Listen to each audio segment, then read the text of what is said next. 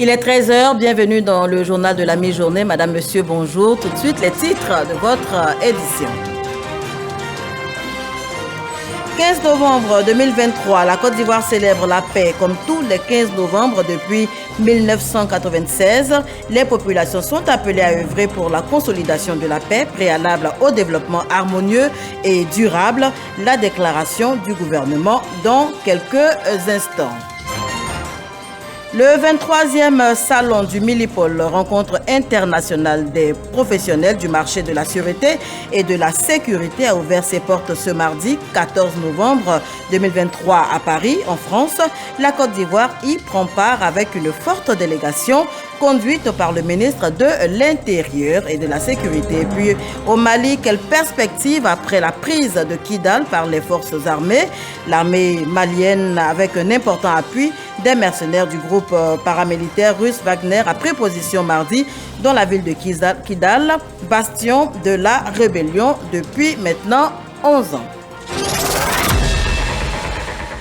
Bienvenue dans votre édition. Aujourd'hui, 15 novembre 2023, la Côte d'Ivoire célèbre la paix comme tous les 15 novembre depuis 1996. La paix, denrée indispensable au développement économique. La journée nationale de la paix ce mercredi sera marquée entre autres par une prière écuménique pour la cohésion nationale. Ce sera tout à l'heure à Anono, dans la commune donc de Cocody. Mais avant, nous vous proposerons dans quelques instants le message du gouvernement lu par la ministre de la Cohésion nationale, de la solidarité et de la lutte contre la pauvreté, Miss Belmonde Dogo. Ce sera donc en quelques instants. La Chine abrite la 3e table ronde entre le Conseil économique et social de Chine et l'Union des conseils économiques et sociaux des institutions similaires d'Afrique. Le président du CESEC, Aka Awele, conduit à cette rencontre une forte délégation ivoirienne. La conférence inaugurale a eu lieu lundi. Elle a porté sur la promotion des entreprises de modernisation en Chine et en Afrique. On fait le point avec notre envoyé spécial en Chine, Michel Digré. Bâtir conjointement une communauté de destin Chine-Afrique, tel est l'enjeu de la 3e table ronde entre le Conseil économique et social de Chine et l'Union des conseils économiques et sociaux et institutions similaires d'Afrique. Ahmed Reda Chami, président de l'UCESA, liste quelques domaines de coopération à explorer. Nous avons en Afrique beaucoup de choses à faire dans l'industrialisation et l'avenir de l'Afrique est dans l'industrialisation. J'en suis convaincu. Et donc, là, c'est un vrai sujet de collaboration que nous pouvons mener ensemble. Deuxième sujet, les infrastructures, le transfert de compétences dans la recherche et l'innovation, le financement des stratégies d'adaptation des pays africains. Et enfin, sujet extrêmement intéressant, c'est la mobilité urbaine que nous allons discuter. Prenant part au débat sur la mobilité urbaine, le président du CESEC, Dr Aka Awele, a présenté toutes les initiatives du gouvernement ivoirien pour accroître les infrastructures routières du pays, un secteur porteur pour les affaires. L'ambitieux programme de développement initié par son Excellence M. Alassane Ouattara, président de la République de Côte d'Ivoire, offre de multiples opportunités d'investissement dans les domaines des infrastructures routières et du transport en Côte d'Ivoire. Aussi, la politique libérale, le code des investissements et les différentes réformes initiées par le gouvernement, ainsi que les infrastructures de base dont dispose le pays, rendent la destination Côte d'Ivoire très attrayante et compétitive pour les investissements dans la réalisation des infrastructures routières et le renouvellement du parc automobile. Enfin, le transfert de technologies très attendues dans notre pays, au-delà de l'agriculture, au-delà de la santé et la culture, pourrait s'étendre au domaine des infrastructures routières et du transport. Le président du Conseil économique et social de Chine souhaite que ce cadre d'échange soit le catalyseur de la coopération sino-africaine. Nous devons travailler ensemble pour que ce mécanisme contribue davantage à la communication politique et à la coopération pragmatique entre la Chine et l'Afrique. Le second panel qui a porté sur l'initiative La ceinture et la route a été conduit par Fatoumata Diakité Koti, vice-présidente du CESEC. De la Chine à Paris, en France, où se tient le 23e salon du Millipol, rencontre internationale de tous les professionnels du marché de la sécurité et de la sûreté. Le salon a ouvert ses portes ce mardi 14 novembre, hier donc, en France. La Côte d'Ivoire y prend une part active avec une forte délégation conduite par le ministre de l'Intérieur et de la Sécurité, Vagondo Diomondé. Occasion pour lui de s'imprégner des avancées technologiques et du matériel de dernière génération pour la sécurité des États. On y va tout de suite avec notre envoyé spécial à Paris, Issa Tchonan Yeo. Depuis ce mardi, et ce jusqu'au vendredi 17 novembre 2023, Paris, la capitale française, accueille le Millipol, l'événement mondial de la sûreté et de la sécurité intérieure des États. Il s'agit, au cours de ce salon, qui va durer 4 jours, de présenter les innovations technologiques et le matériel de pointe de dernière génération en matière de sécurité pour la protection des États. Une protection des nations qui ne peut se faire sans le partenariat entre l'État et le privé. C'est en travaillant ensemble, monde privé et monde public, que nous préparons en effet la sécurité de nos concitoyens et de nos États. Et je formule les vœux qu'il n'y ait pas d'opposition entre la sphère publique et la sphère privée, mais bien un travail continu qui aide l'État, les policiers, les gendarmes, les services de renseignement à être plus efficaces. La France vient de relever le défi sécuritaire en organisant récemment la Coupe du monde de rugby. Le ministre ivoirien de l'Intérieur et de la Sécurité veut réussir ce pari avec l'organisation de la prochaine CAN en Côte d'Ivoire en janvier 2024. L'occasion de venir au Millipol justement nous permet de voir toute l'évolution de la technologie en matière de sécurité, échanger avec les participants dans le cadre d'un échange d'expérience. Mais aussi, il s'agit de tisser des partenariats pour gagner en efficacité quant aux prestations à fournir à notre pays et à nos concitoyens. La lutte contre le terrorisme et la sécurité dans sa globalité tiennent à cœur au président de la République Alassane Ouattara. Pour le tenant du portefeuille de l'Intérieur et de la Sécurité, le Millipol est l'occasion pour les États d'actualiser le type de matériel adéquat pour leur sécurité intérieure. Nous ne devons lésiner sur aucun moyen pour garantir le bon déroulement de cet important événement. Nous allons mettre en œuvre tout ce que nous aurons eu comme expérience ici, comme innovation, pour que, bien évidemment, la sécurité en Côte d'Ivoire soit renforcée. Ce 23e salon du Millipol enregistre, en plus du ministre ivoirien Vagondo Diomandé, la présence très remarquée du ministre de l'Intérieur du Singapour et des autorités indiennes. Retour en Côte d'Ivoire pour évoquer la journée nationale de la paix. À cet effet, le médiateur de la République a produit une déclaration. Il en ressort ceci dans l'objectif de maintenir un climat de paix dans nos communautés. L'institution, le médiateur de la République, dont l'une des missions principales réside dans le renforcement de la cohésion sociale, mène de nombreuses missions de sensibilisation au vivre ensemble et à la tolérance auprès des populations sur l'ensemble du territoire national. Et le médiateur de la République saisit l'occasion de cette commémoration pour exhorter et encourager chaque habitant de la Côte d'Ivoire à œuvrer à la préservation de ces acquis donc, en adoptant au quotidien des comportements de paix, de tolérance, de cohabitation pacifique pour le développement de notre pays et le bien-être de tous ceux qui y vivent. Et c'est signé le médiateur de la République, Adama Tungara. Journée de la paix, aujourd'hui, donc 15 novembre 2023, la Côte d'Ivoire célèbre l'événement comme tous les 15 novembre depuis 1996. La paix, denrée indispensable au développement économique.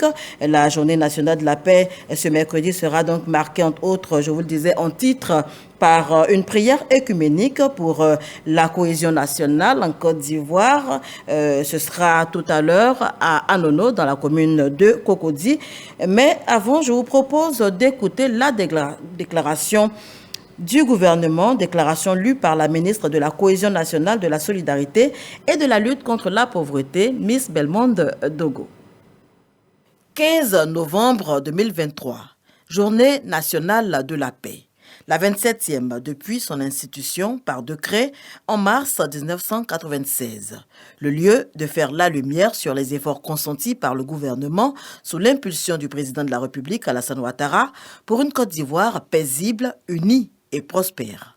L'amélioration constante des conditions de vie des populations avec les revalorisations salariales, la facilitation du retour des filles et fils du pays, l'instauration du dialogue politique et social permanent, l'amélioration de la sécurité, la réalisation d'infrastructures importantes, capitales pour le développement économique et social de notre pays. Ces efforts ont permis à la Côte d'Ivoire, notre pays, de redevenir une oasis de paix en Afrique de l'Ouest. Laissons derrière nous le passé pour construire avec la jeunesse une paix durable dans la diversité. Thème retenu pour cette 27e journée dédiée à la paix. Chers jeunes, pour votre avenir, engageons-nous ensemble pour vous offrir les meilleures conditions de réussite. Engageons-nous ensemble pour la consolidation de la paix. Certes, nous constatons les fruits de la paix retrouvée. Cependant, nous ne devons pas oublier que la paix est un processus, une quête, une aspiration, un engagement qui se construit au quotidien dans nos interactions avec les autres et avec notre environnement en se fondant sur les valeurs humaines que sont la fraternité, la solidarité, le respect des autres, la tolérance, le sens du pardon, la discipline, le sens de la justice et de l'équité. Et à 2 mois de la grande messe du football africain en terre ivoirienne, la paix et la cohésion nationale sont plus que jamais des denrées à consolider. La paix est un processus. Plusieurs actions sont donc menées, notamment des actions de sensibilisation sur la cohésion sociale et le vivre ensemble dans la région de Gbeke, où plusieurs localités ont été le théâtre de crises intercommunautaires. Les autorités administratives et coutumières, avec à leur côté les guides religieux et les jeunes, ont mis en place plusieurs stratégies pour consolider donc l'unité. Quelles sont ces stratégies? Nous en parlons avec Boubacar Silla. La paix et la cohésion sociale, socle à tout développement, sont désormais palpables dans toutes les localités de la région de Gbeke. Béoumi et Diabo sont 2 communes qui ont vécu respectivement des crises intercommunautaires en 2019 et 2023. Les populations de ces 2 localités vivent en parfaite harmonie aujourd'hui. Une paix retrouvée grâce à un dispositif d'alerte précoce, de prévention et de règlement de conflits. Un dispositif composé des autorités administratives, de la chefferie traditionnelle, des guides religieux et des jeunes. Quand nous avons l'occasion, on ne se tait pas, on donne des conseils. L'essentiel c'est qu'il y ait la paix. Parce que l'Ivoirien, l'hospitalité, là, elle est légendaire. Ça est dans notre sang. Dans nos prêches, même dans les radios de proximité, nous continuons de prôner la paix. Il y a des conférences même à la mairie, à la sous-préfecture, il y a des conférences qu'on organise dont les thèmes centraux sont la paix. Ici, il n'y a pas chrétien, il n'y a pas musulman, on est ensemble. Chaque fois, moi-même, avec Pasteur Bludu, on est ensemble. Même avec le nouveau chef de village, il n'y a pas de problème. Nana Batlémine comme Nana, chef de village, il n'y a pas de problème. C'est l'amour, vivre ensemble.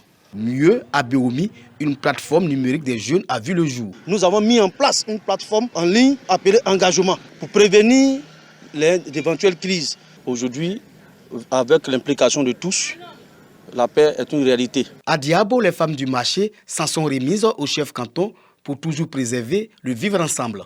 Pour Nana Thomas Batet, la paix est un bien précieux. Le vivre ensemble constitue un noyau important. Et la paix, comme le président Houphouët-Boigny l'a dit, doit être un sacerdoce pour tous les Ivoiriens. Soyez bénis, grand Houphouët-Boigny, les jeunes de Côte d'Ivoire vous remercient.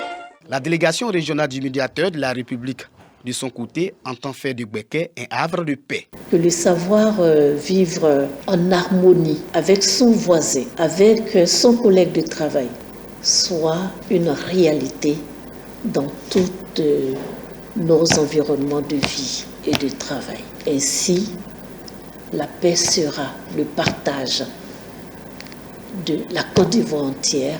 Dans les localités de Béoumi et de Diabo, la célébration de la 27e édition de la Journée nationale de la paix est marquée par une campagne de sensibilisation et de dépistage gratuit des cancers du sein, du col de l'utérus, de la prostate et des maladies métaboliques. La célébration de la Journée nationale de la paix se tient chaque année en Côte d'Ivoire à la date du 15 novembre. Elle a été instituée par le décret 96-205 du 7 mars 1996.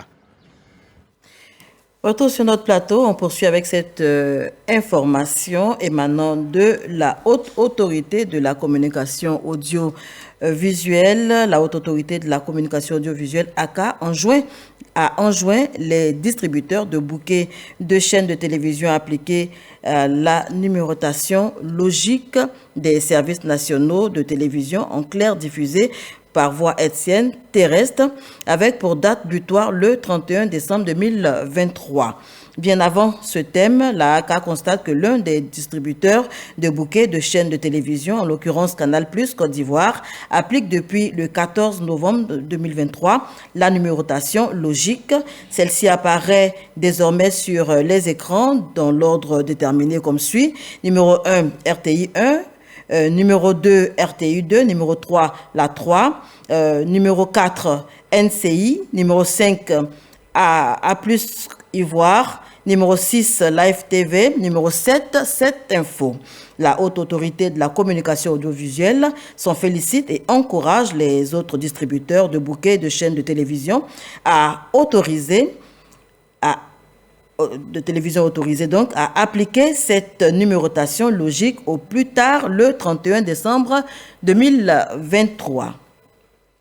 Le besoin de consommation en riz blanchi en Côte d'Ivoire est évalué à environ 2,6 millions de tonnes par an contre une production nationale de 1,3 million de tonnes par an. Le pays dépend de l'extérieur de plus de la moitié de sa consommation en riz et la Côte d'Ivoire est à la recherche des conditions de sa sécurité alimentaire à travers la mise en œuvre de nombreux projets. Mais comment sortir de cette dépendance de l'extérieur? C'est à cette question que répond ce numéro de Eco Plus signé Dengui Dengui.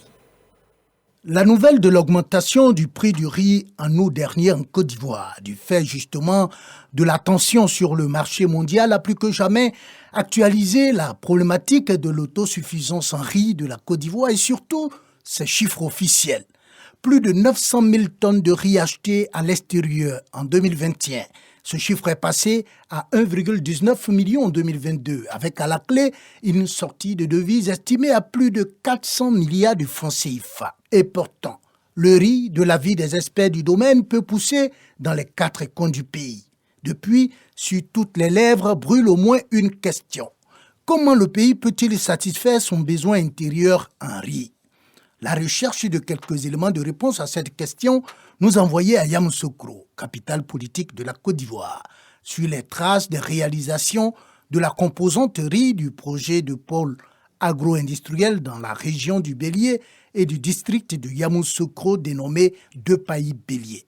Au quartier Nana, à la porte d'entrée de la ville, des engins de riziculture usagés dans sa cour et cette horloge avec du riz en toile de fond indique la place de cette denrée alimentaire dans la vie de Marcel. J'ai tout eu concernant le riz. Et c'est pour ça que je dis le riz, c'est ma vie. Après plus de 15 ans de dur labeur, Marcel nous montre aujourd'hui fièrement ses prix et trophées, en hommage à la riziculture. C'est le président de la République, M. Alassane Ouattara, qui m'a remis de ses propres mains à la présidence, à la salle des pas perdus. Plus ce joli trophée qu'il a remis à sa femme et elle m'a remis.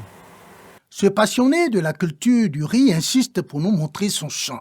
Cap vers le sud, dans le village de Subiakro, à quelques 15 km du centre-ville. Le village bénéficie de 144 hectares de bas-fonds aménagés dans le cadre du projet de Pays Bélier. Présentement, c'est en pleine végétation. Voilà, un stade d'étalage où vous voyez, tout est bien vert là. On a fait l'entretien des diguettes et autres. De Subiakro, nous mettons le cap sur le nord, à Gamalabo, un autre village de la commune de Yamoussoukro. Ici, un vaste bas-fond est aménagé pour encourager la culture du riz dans le cadre du projet de Pays Bélier. Nous avons réhabilité une vingtaine de périmètres rizicoles qui représentent une superficie de 1200 hectares. Pour cette superficie, nous avons dépensé environ 4 milliards pour la réhabilitation de ces différents périmètres rizicoles-là. Mieux, une petite et moyenne entreprise agricole PMEA intervient dans le cadre de ce projet pour encadrer les riziculteurs. Nous venons avec la mécanisation pour pouvoir professionnaliser l'activité. Au niveau de la production, nous mettons à disposition des producteurs la semence. Nous allons les accompagner aussi dans l'opération de repiquage. Après le repiquage, nous avons nos techniciens qui sont là, l'appui conseil. Arsène, 48 ans, marié et père de 6 enfants, vit de la culture d'un lopin de terre sur cette plateforme. C'est le travail même que moi-même j'ai aimé, parce que depuis mon enfance, en tout cas, j'ai aimé, parce que c'est rentable. La PMEA transporte la récolte ici dans cette unité de transformation Borchamp. Juste à côté vient d'être installé un système de séchage ultra moderne, une véritable bouffée d'oxygène pour les producteurs de riz. Pendant les saisons de pluie, il était difficile de sécher le riz. Donc, comme solution, on a cherché à installer un séchoir mécanique. Quand la moissonneuse récolte, on va acheminer ça au niveau du séchoir.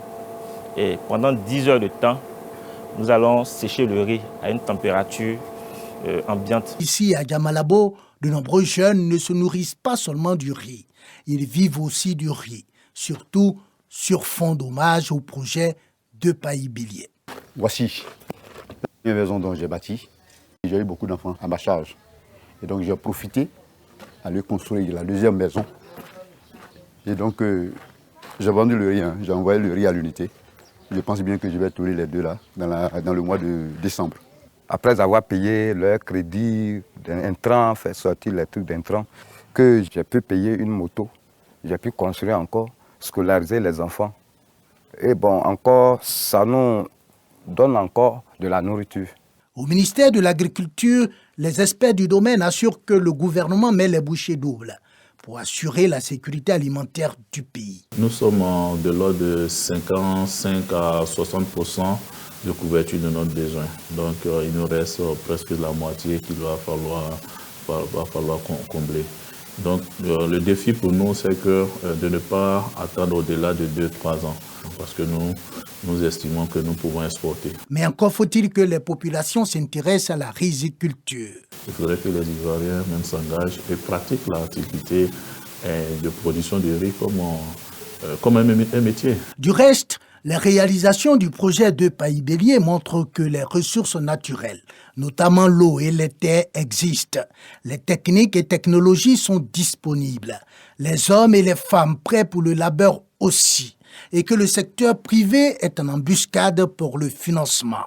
Reste maintenant, de l'avis de nombreux experts du domaine, une forte volonté politique pour que la Côte d'Ivoire soit non seulement autosuffisante en riz, mais aussi et surtout exportatrice de cette denrée alimentaire. Voilà, la consommation en riz en Côte d'Ivoire, comment sortir de la dépendance. Un dossier proposé par Dengui que vous pourrez revoir sur RTI Info. En attendant, nous, on se rend tout de suite dans la région du Poro. La Cour d'appel de Korogo a rendu plus de 300 arrêts sur 358 au cours de l'année 2022-2023. Le premier président de la Cour d'appel de Korogo, Abou Koné, l'a annoncé lors de la rentrée solennelle de son institution. Cette rentrée solennelle 2023-2024 était couplée à la cérémonie d'installation du nouveau président de la Chambre et de prestation du nouveau substitut du procureur de Korogo. Et c'est avec Ami Sissoko qu'on en parle. Cour d'appel de Korogo, l'année judiciaire 2022-2023 a enregistré un total de 312 arrêts et 2 ordonnances sur 358 dossiers reçus, entre autres 128 arrêts en matière correctionnelle, 28 en matière criminelle et 120 en matière d'instruction, soit un résultat satisfaisant de 88% selon son premier président. L'information a été donnée au cours de la rentrée solennelle 2023-2024. Ce résultat satisfaisant est à mettre à l'actif de l'ensemble du personnel de la Cour. J'engage l'ensemble des chefs de juridiction et tous les magistrats du ressort de notre Cour, sans omettre tous les greffiers en chef, greffiers et fonctionnaires, à œuvrer pour la bonne marche des différents services. Cette rentrée solennelle est aussi l'occasion pour la Cour de présenter les magistrats affectés dans les juridictions de son ressort. Cette année, la Cour d'appel de Korogo reçoit un nouveau substitut du procureur, Abdoulaye Kone, qui a prêté serment. La Cour accueille également des Princes Ago, ex-président du tribunal de Lakota, installé comme président de chambre. Il présidera la 2e chambre civile, commerciale et administrative, ainsi que la chambre sociale. En tant que substitut du procureur, mes fonctions consistent à régler toutes les procédures d'enquête de police qui seront transmises par les unités de police et de gendarmerie du ressort du tribunal de première instance de Korogo à monsieur le procureur. Également, en matière pénale, il s'agira pour nous de rédiger les réquisitoires introductifs. Président de chambre, ça consiste au niveau de la Cour d'appel à traiter les dossiers qui ont fait l'objet d'appel. Les juges qui ont été traités déjà au premier degré, dans les juridictions de première instance, dans les TPI et dans les sections. Et donc, qui ont fait l'objet d'appel et qui sont rejugés au niveau de la Cour d'appel. Cette année, à la Cour d'appel de Korogo, l'accent sera mis sur le contrôle des notices et statistiques de détention selon le premier président. Autre priorité, l'organisation des rencontres de formation entre magistrats pour débattre des questions juridiques afin que tout soit au même niveau d'information. Il faut se laver régulièrement les mains pour éviter les maladies dites des mains sales. La journée mondiale du lavage des mains, célébrée le 15 octobre de chaque année, a été l'occasion d'en parler. Cette journée célébrée le 15 octobre a été officiellement organisée en Côte d'Ivoire le 2 novembre dernier. C'était dans la commune de Port-Boué. À l'occasion, le ministre de la Santé a annoncé le renforcement de la sensibilisation, cela de maintenant jusqu'à la période des fêtes de fin d'année pour une population en très bonne santé. C'est ce que nous rapporte Didier Inguessan. Cette restauratrice offre à sa cliente de l'eau dans un bocal pour le lavage des mains. Quand les clients viennent, je puise de l'eau, je donne à mes clients. Comme je n'ai pas de tout, je donne du savon, lave la main bien propre. Ensuite, ils mangent leur nourriture. Cette habitude ne respecte pas les règles d'hygiène. Moi, j'aimerais que quand un client vient, on met le récipient pour que le client lave les mains. Une fois qu'il lave les mains avant de manger, une fois qu'il finit de laver les mains, avant de finir de manger, on change l'eau, on met l'eau dans un autre récipient pour qu'il puisse laver les mains avec du savon bien propre. Marie-Thérèse, agent à la direction de l'hygiène, sensibilise la restauratrice sur les bonnes pratiques.